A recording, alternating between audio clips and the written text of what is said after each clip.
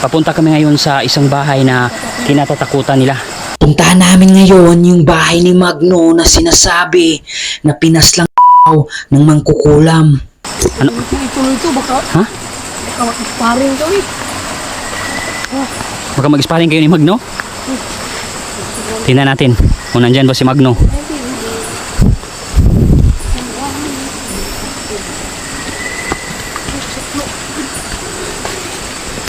So, malapit na kami sa isang bahay na kinatatakutan dito. Bahay daw to ni Magno.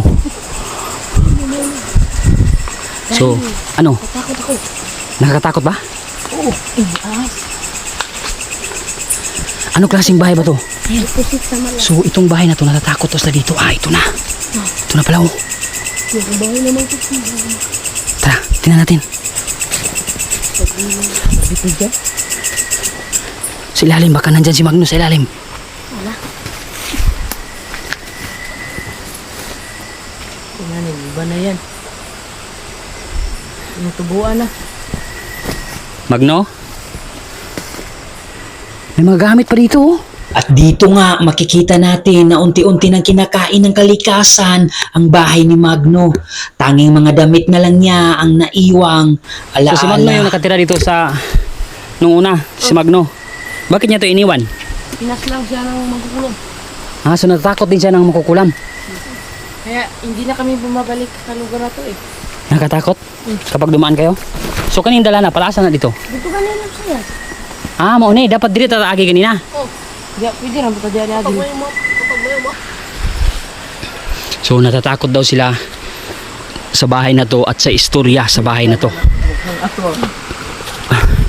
Kasi yung may-ari daw nito noon, ano, pinas ang kukulam?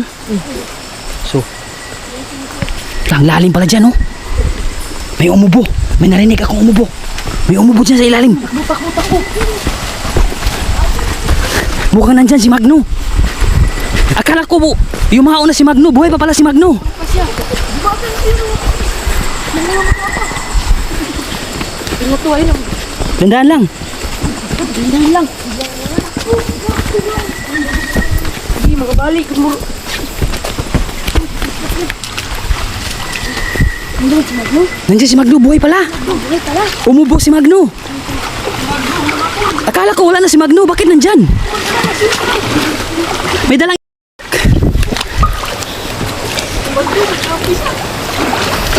Bilisan nyo, nandyan si Magno. Sumusunod. Nandun. Nandun. Tulak nila. Sabi nyo, wala na si Magno. Nandyan pala. Buti na lang, hindi tayo nabutan. Kita ko na lang.